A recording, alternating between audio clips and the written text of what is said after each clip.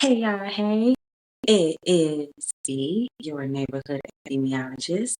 I am I think like 66 days away from being an official epidemiologist. Let's catch up. So it's been a minute and I wanted to come and update and just bring some words of encouragement.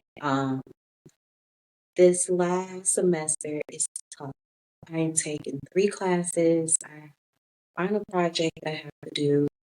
Um, as some of you may know, if you've been following me, I recently relocated. So we survived the winter here in OKC. I'll take a 2-week winter over 4 months in Michigan. I'll take it. What else has been happening? So we had a snowstorm. I didn't flare up too bad until I had to mop for 6 hours because of course, we had a pipe burst. Of course, our pipe burst. Of course. So we had that. What else happened? So I have literally just been kind of focused on creating this new persona, I would say, of being the person that still was able to do all the things she wanted to do in spite MS. And this is what I wanted to talk about. Topic today is resilience, because I think in undergrad a I took a resilience class. I'm child development major, and my capstone class was about resilience, right? And I think what happened in my life, I would say, is I was exposed to all these things that I would basically have to go back and revisit. And when I say revisit, I mean really use what I've learned. And so in the resilience course, and actually watched a documentary that they ended up doing, that's how I aged myself. They ended up doing a 10-year follow-up. So to the documentary, which was very interesting to see how time that went by, and then also to see him grow. I remember watching that documentary in class, and I'm like, man, 10 years went by. So yes, 10 years went by. I would literally it would be exactly 10 years of both my degrees. And one of the things, again, I wanted to talk about was academic resilience. And there's always going to be something that comes up. And there's always going to be something that seems more important than studying, than doing your assignment, than reaching out to your advisors. I think as a first generation college student, I've learned a lot of things the hard way. I had to learn a lot of things the hard way. I had to learn that networking is not optional once you start climbing your ladder, right?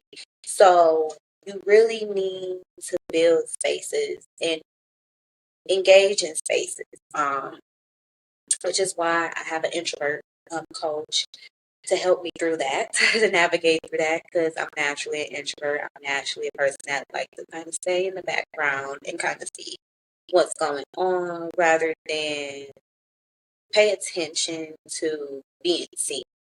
I actually like to be not seen. So navigating spaces in this master's degree, right, with my condition, with my health condition, my introvert coach reminded me that boundaries is not optional for me.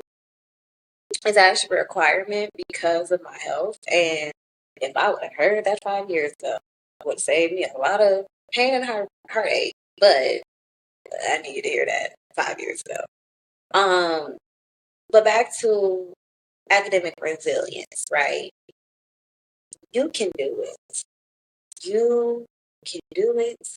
You are doing it if you are currently in your courses. And it's funny because a lot of time we get stuck in this normalcy and normalizing things where now we're going with emotions and now we're going with technology and now we're having these more options. So I applaud my program, and I told my professors this, like, this program is really good for someone who has these special events happening in their life, the option to be hybrid, the option to go part-time in my justification, super part-time.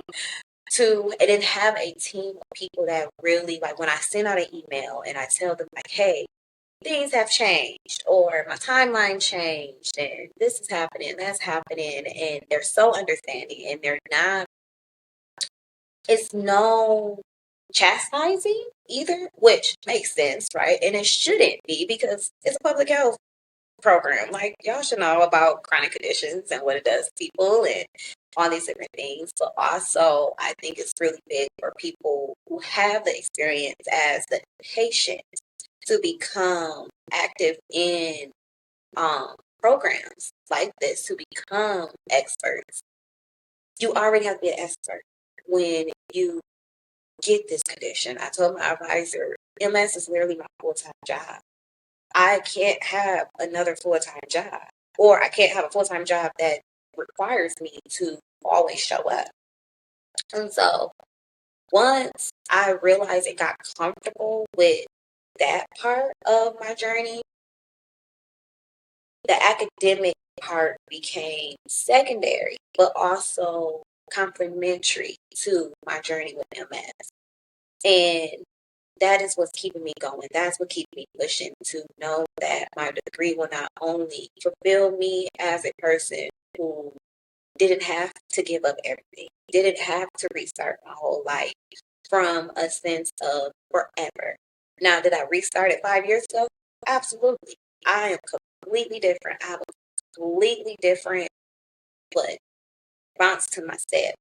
And I am determined to help other people who have these chronic conditions, these episodes, these different things that happened to them while they were in the midst of doing great things. Greatness does not stop. Only you stop. So I want everybody that has a chronic condition, that's the first generation, that comes from a place that does not have resources, you don't have a pipeline of connections and all these different things. You really are just a piece trying to figure things out. I am proof that you can figure it out. And you can do well at it. So don't wait until everything is all right. And when I say that, you wait until everything's all right, you wait back. And I got myself to a point that I was confident enough that if I took on my education, I would be okay. But I'm also confident enough to know that I know my triggers, I know my boundaries. And let me tell you, I done hit it this semester. So there's only, I'm week 6, so there's only 8 more weeks left. I can do it. I definitely can do it. And that means that you can do it as well. So, to me, to my heart, to yours, we got this. And with that being said, have a great day. Have a great evening if you're in the evening time. And I will see you later.